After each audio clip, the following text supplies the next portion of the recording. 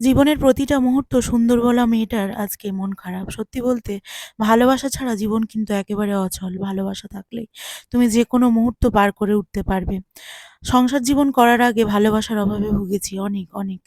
সত্যি বলতে আজকে আমার এই লড়াই ভিডিও করার জন্য নয়, আজকে আমার এই লড়াই জীবনের লড়াই। সত্যি বলতে আমি কখনোই ভাবতে পারিনি আমি ভিডিও বানাবো বা ভিডিও বানিয়ে তোমাদের সামনে পরিচিতি লাভ করব। আমি সবসময় ভাবতাম আমি আমার এই জীবনটাতে কিভাবে সুস্থ সবলভাবে এবং সুন্দরভাবে বাঁচবো। কিভাবে আমি একটা স্বস্তির নিঃশ্বাস নিয়ে বাঁচবো। কারণ সেই ছোটবেলা থেকে অনেক কষ্ট পেয়েছি, অনেক কষ্ট পেয়েছি। ভেবেছি আজ বোধহয় একটু ঠিক হবো, আজ বোধহয় একটু নরমাল লাইফ জীবনযাপন করতে পারবো। নরমাল জীবনযাপন মানে সাধারণ মানুষ যেটা করে আরকি, যে সুস্থভাবে থাকা, ভালোভাবে খাওয়া-দাওয়া, ঘুম। কিন্তু আমার জীবনটা একদমই ওরকম ছিল না। আমার সবসময় কষ্টে ভরা জীবন। খেতে গেলে খোঁটা, বসতে গেলে খোঁটা, ঘুমাতে গেলে খোঁটা। সবসময় আমি খোঁটা পেতাম। কিন্তু এটা দিয়ে আমি কখনো মন খারাপ করিনি বা মরে যাবো ভাবিনি। আমি সবসময় ভাবতাম যে আমার জীবন আমাকে লড়াই করে বাঁচতে হবে। অবশেষে একদিন ভালোবাসার অভাবে ভুগতে থাকলাম। যে এমন একটা মানুষ তো হোক যে আমাকে অন্তত ভালোবাসবে। আমি যেমন তেমন অবস্থাতেই ভালোবাসবো। ঠিক সেই মুহূর্তেই আমার আস্তে, আস্তে ভালোবাসার উপলব্ধি শুরু হয়ে গেল। তারপরে আমি যখনই আ বাড়িতে পড়াশুনো করতাম, সবকিছু করতাম, তার মাঝেই আমি মনে, মনে ভাবতাম, "ভগবান, যদি আমারও একটা জীবনসঙ্গী থাকতো তাহলে হয়তো আমার এই একাকিত্বের জীবনটা আর ভালো লাগতো না।" তো যাই হোক, উপরওয়ালার কৃপায়, সবকিছুর কৃপায় অনেক বাধা বিপত্তি দ্বন্দ্ব পার করে এসে এমন মানুষ খুঁজে পাওয়া খুব কিন্তু দায়, যে তোমাকে মন থেকে ভালোবাসবে, শারীরিকভাবে বা মানসিকভাবে নয়। সে তোমার ভালো মন্দ সবকিছু নিয়েই তোমাকে ভালোবাসবে। আমার জীবনে এমন অনেক দিন এসছে যারা আমাকে মিথ্যে, মিথ্যে নাটক করেছে এবং বলেছে যে, "হ্যাঁ, তুমি তো আমার প্রিয় মানুষ, তুমি তো আমার চেনা মানুষ, তুমি তো আমার জানা মানুষ।" কিন্তু সত্যি বলতে তারা কখনোই আমাকে ভালোবাসেনি। তারা কখনোই আমাকে নিজের বোন, দিদি কিংবা বন্ধু হিসেবে পরিচিতি দিতে চায়নি।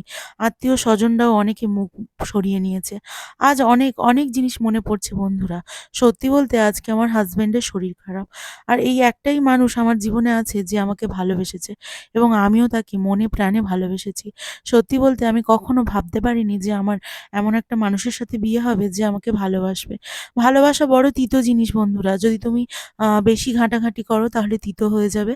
আর যদি তুমি বেশি আ মনে প্রাণে এবং স্বাচ্ছন্দ্যে থাকার চেষ্টা করো, খারাপগুলোকে একটু সাইডে রেখে ভালোবাসতে শুরু করো এবং খারাপ জেনেও সেটাকে তুমি আ নিজের মতন করে নিয়ে বাঁচতে, পজিটিভিটিতে বাঁচতে শুরু করো, তাহলে কিন্তু দেখবে ভালোবাসা তোমার কাছে অনেক মধুর। যখনই কোনো লেবু বেশি করে চটকানো হয় সেটা দেখবে তেতো হয়ে যায়। সেরকমই সম্পর্ক এমন একটা জিনিস, যাকে বেশি কজলালে সে কিন্তু পুরো তিতো হয়ে যায়। সে ভালোবাসা বলো, স্বামী-স্ত্রী বলো আর যাই বলো না কেন, ভাই-বোন বলো আর শ্বশুর-শাশুড়ি বলো, যাই বলো না কেন। আজকে আমার সত্যি বলতে মনটা খুব খারাপ, ভীষণ খারাপ লাগছে। কারণ আমার ভালোবাসার মানুষটার শরীর খারাপ। তোমরা অনেকে অনেক বাজে কমেন্ট করেছো। আমি সেটাতে কান দিচ্ছি না। তবে একটা জিনিস জেনে শুনে বলো, আজকে যে মাছগুলো রান্না করলাম তার ছোট সাইজের মাছগুলো আমি খাই। কিন্তু বড় সাইজের যে চর্বিওয়ালা কাতলা মাছগুলো, ওগুলো আমি কিন্তু খাই না। তবুও তোমরা বলো তোমরা খাও বলে তেলেভাজা এটা সেটা, ওইজন্যই এরকম হচ্ছে। মানুষের কার কখন কি হবে কিছু বলা যায় না। আসলে তোমাদের দাদাভাইয়ের গরমে অনেকটা শরীর খারাপ। আগের দিন পূর্ণিমার উপোস করেছিল, কিছুই খায়নি সারাদিন ছেলেটা। তার পরের দিন কিন্তু রাত্রিবেলা যখনই সে কিছু খেয়েছে, তখনই গ্যাস হয়ে যায় এবং সত্যি বলতে সেই গ্যাসটা প্রেশার প্রচণ্ড হাই হয়ে যায়। ২০০ র কাছাকাছি প্রেশার হয়ে গেছিল। দুটো হাতে দুটো ইনজেকশন নেওয়ার পরে আরো ওষুধপত্র খাওয়ার পরে মাঝরাতে, রাত প্রায় ২টো বাজে, তখন ডাক্তারখানায় নিয়ে যাওয়া হয়। তারপরে অনেকটা বেটার ফিল করতে থাকে। আমার শরীর মন তখনই চলাফেরা করে না যখন আমার স্বামীর শরীর খারাপ হয়। এবং স্বামী নয়, আমি ওকে মন থেকে এতটাই পরিমাণে ভালোবাসি যে কখনোই আমি তোমাদেরকে সেটা বলে বোঝাতে পারব না। যারা এটা ফিল করতে পারবে না তারা নিশ্চয়ই এটা ফিল করতে পারবে। তো আজকে আমি রান্নাঘর পরিষ্কার করছিলাম, যখন রান্নাবান্না হয়ে গেছে আর রান্না করছিলাম। এই ২-৩ দিন হলো আমার মনটা কিন্তু একদমই ভালো নেই। মানে সেই হোলির পরের দিন থেকেই তোমাদের দাদাভাইয়ের শরীর খারাপ।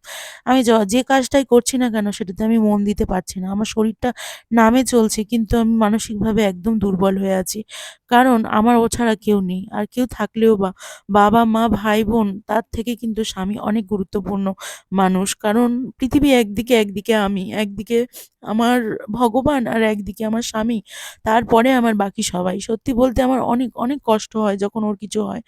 আর তোমরা অনেকেই অনেক হাসি ঠাট্টা করছো যে তেলেভাজা খাচ্ছ, এই খাচ্ছ, ওই খাচ্ছ, ওই জন্য হয়তো তোমাদের শরীর এরকম হচ্ছে।